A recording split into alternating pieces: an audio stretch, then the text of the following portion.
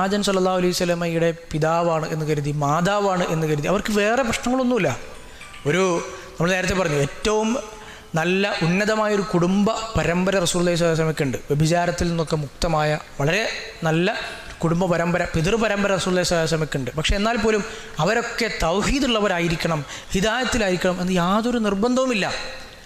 അവിടെയാണ് നമ്മൾ ഹിദായത്തിലാണ് എന്ന് ധരിച്ചുകൊണ്ട് ജീവിക്കുന്ന നമ്മളുടെ മനസ്ഥിതി നമ്മളൊന്ന് പരിശോധിച്ച് നോക്കേണ്ടത്.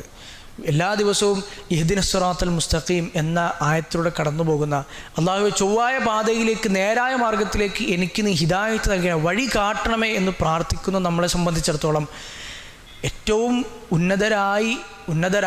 ആകണം എന്ന് നമ്മൾ കരുതുന്ന ആളുകൾക്ക് പോലും അത് ലഭിച്ചിട്ടില്ല എങ്കിൽ നമ്മൾ ഈ ഇരിക്കുന്ന ഒരു ഹിദായത്ത്, നമ്മൾ മുസ്ലിം ആകുക എന്നത് മാത്രമല്ല, നമുക്കൊരു ദീനിയായ സംരംഭത്തിൽ ഏർപ്പെടാൻ കഴിയുക, തൗഹീദുള്ള ആളുകളോടൊപ്പം ഇരിക്കാൻ കഴിയുക, അതോടൊപ്പമുള്ള പ്രവർത്തനങ്ങളിൽ ഭാഗഭാക്കാകാൻ കഴിയുക, പ്രബോധന പ്രവർത്തനങ്ങളിൽ ഏർപ്പെടാൻ കഴിയുക, ഇതുപോലുള്ള ഇൽമിൻ്റെ സദസ്സുകളിൽ ഇരിക്കാൻ കഴിയുക, ഇതൊക്കെ ഒരു അള്ളാഹു നൽകിയ ഹിദായത്താണ്, ഒരു തൗഫീഖാണ്. ഹിദായത്തിന് വിശദീകരിച്ച പണ്ഡിതന്മാർ അങ്ങനെ തന്നെ പറയുന്നത്, ഹിദായത്തിൻ്റെ വിവിധ ഇനങ്ങളിൽ ഹിദായത്തു തൗഫീഖ്, ഒരു തൗഫീഖുണ്ട്. അള്ളാഹു നൽകുന്ന ഒരുവന് നൽകുന്ന ഉദവിയുണ്ട്, അവന് നന്മകളിൽ ഏർപ്പെടാൻ നൽകുന്ന, അവന് സാഹചര്യങ്ങൾ ഒരുക്കി കൊടുക്കുക എന്നൊരു ഹിദായത്തുണ്ട്, വഴി കാണിച്ചു കൊടുക്കുക എന്ന ഹിദായത്തുണ്ട്. അത് നമ്മളെ സംബന്ധിച്ചിടത്തോളം നമുക്കതിനൊക്കെ കഴിയുന്നുണ്ട് എങ്കിൽ ആദ്യം ഏറ്റവും കൂടുതൽ നന്ദി കാണിക്കേണ്ടത് നമ്മളാണ്.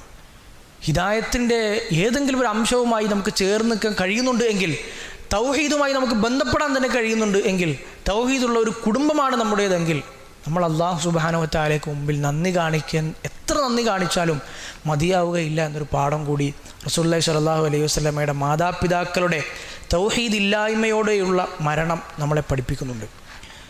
ആമിന എന്ന റസൂലുള്ളാഹി സ്വല്ലല്ലാഹു അലൈഹി വസല്ലമയുടെ ഉമ്മയുടെ മരണത്തിന് ശേഷം റസൂലിൻ്റെ പരിചരണം ഏറ്റെടുക്കുന്നത് നമ്മൾ നേരത്തെ പറഞ്ഞ ഉമ്മു ഐമൻ എന്ന സ്ത്രീയാണ്.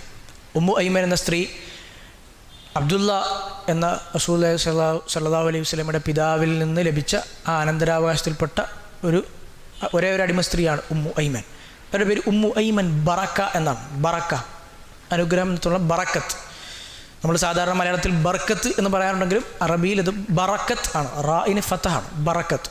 ബറക്ക ബിൻത് സഅലബ, സഅലബയുടെ മകൾ ബറക്ക എന്ന സ്ത്രീയാണ് ഉമ്മു ഐമൻ എന്ന സ്ത്രീ.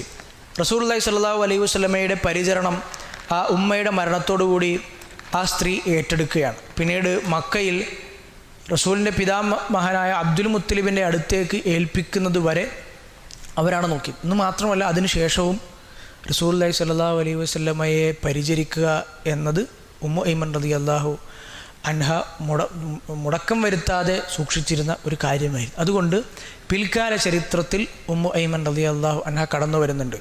അവർ ഈ സന്ദർഭത്തിൽ മാത്രമല്ല, അവർ പിൽക്കാലത്തുമുണ്ട്. അവർ മുസ്ലിമായിട്ടുണ്ട് എന്ന് മാത്രമല്ല,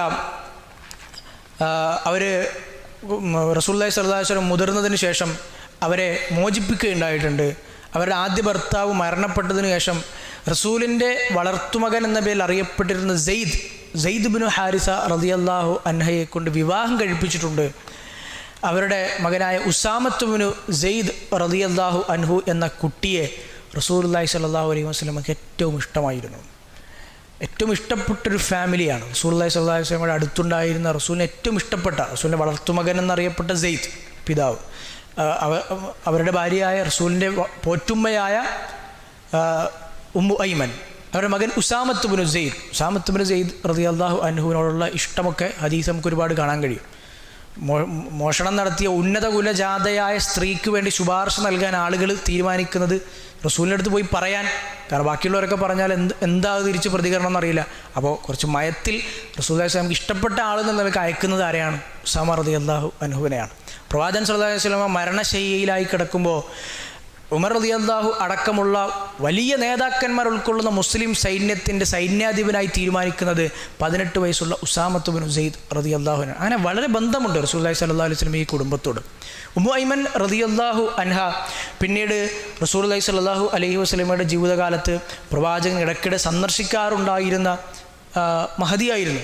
മുസ്ലിമായതിനു ശേഷം സ്വഹാബിയെയാണ് ഇബ്നു ഹജർ അൽ അസ്ഖലാനി റഹ്മത്തുള്ളാഹി അലൈഹിയുടെ ഒരു ഗ്രന്ഥമുണ്ട്, സ്വഹാബികളെ മാത്രം പരിചയപ്പെടുത്തുന്ന ഗ്രന്ഥം, അൽ ഇസാബ ഫി തമീസ് സ്വഹാബ, അഥവാ സ്വഹാബികളെ വേർതിരിച്ചു മനസ്സിലാക്കാനുള്ള ഒരു ഗ്രന്ഥം. കാരണം കാണുന്ന എല്ലാവരും ഞാൻ റസൂലിനെ കണ്ടിട്ടുണ്ട് എന്ന് പറഞ്ഞാൽ ഒരു സ്വഹാബിയായി ഗണിക്കാൻ കഴിയില്ലല്ലോ. അപ്പോൾ മുൻകാല പണ്ഡിതന്മാർ അതും ചെയ്തു വെച്ചു. ആരൊക്കെയാണ് സ്വഹാബികൾ, കണ്ടിട്ടുണ്ടോ ഒരു പ്രവാചകൻ എന്നറിയാൻ വേണ്ടി കൃത്യമായി രേഖപ്പെടുത്തി വെച്ചു. വളരെ രസകരമായൊരു കാര്യം, ഹിജറ 6-ാം നൂറ്റാണ്ടിൽ റസൂലുള്ളാഹി സ്വല്ലല്ലാഹു അലൈഹി വസല്ലമയുടെ മരണശേഷം 600 വർഷങ്ങൾക്ക് ശേഷം ഇന്ത്യയിൽ നിന്നുള്ളൊരു മനുഷ്യൻ സ്വഹാബിയാണ് എന്ന് അവകാശപ്പെട്ടുകൊണ്ട് വന്നിട്ടുണ്ട്. ബാബ രത്തൻ എന്നായിരുന്നു അയാളുടെ പേര്. ഇസ്ലാമിക ഗ്രന്ഥങ്ങളിൽ നമുക്ക് കാണാൻ കഴിയും. ഇമാം ദഹബി, 8-ാം നൂറ്റാണ്ടിൽ വന്ന ഇമാം ദഹബി അദ്ദേഹത്തെക്കുറിച്ച് രേഖപ്പെടുത്തുന്നുണ്ട്. ബാബ രത്തനുൽ ഹിന്ദി, ഇന്ത്യക്കാരനായ ബാബ രത്തൻ എന്ത് പൊട്ടനാണ് അവൻ, റസൂലുള്ളാഹി സ്വല്ലല്ലാഹു അലൈഹി വസല്ലമയ്ക്ക് ശേഷം 600 കൊല്ലങ്ങൾക്ക് ശേഷം ഞാൻ സ്വഹാബിയാണ് എന്ന് വാദിച്ചുകൊണ്ട് വന്നിട്ടുണ്ട് എന്നൊക്കെ പറഞ്ഞ് ഇമാം ദഹബി റഹ്മത്തുള്ളാഹി അലൈഹി പോലുള്ള പണ്ഡിതന്മാർ അത് കൃത്യമായി രേഖപ്പെടുത്തിയിട്ടുണ്ട്. സ്വഹാബികളെ കൃത്യമായി രേഖപ്പെടുത്തണം. കാരണം ആ സ്വഹാബികളിലൂടെയാണ് വിശുദ്ധ ഖുർആനും ഹദീസും വരുന്നത്. അങ്ങനെ രേഖപ്പെടുത്തിയ ഗ്രന്ഥത്തിൽ ഉമ്മു ഐമൻ എന്ന് പേരുള്ള സ്ത്രീകളുടെ എണ്ണത്തിൽ 4-5 സ്ത്രീകളുണ്ട്. അവരിൽ ഏറ്റവും കൂടുതൽ വിശദീകരണമുള്ള വളരെ വിശദമായ ചരിത്രമായി രേഖപ്പെടുത്തിയിട്ടുള്ള മഹദി കൂടിയാണ് ഉമ്മു ഐമൻ റളിയല്ലാഹു അൻഹ.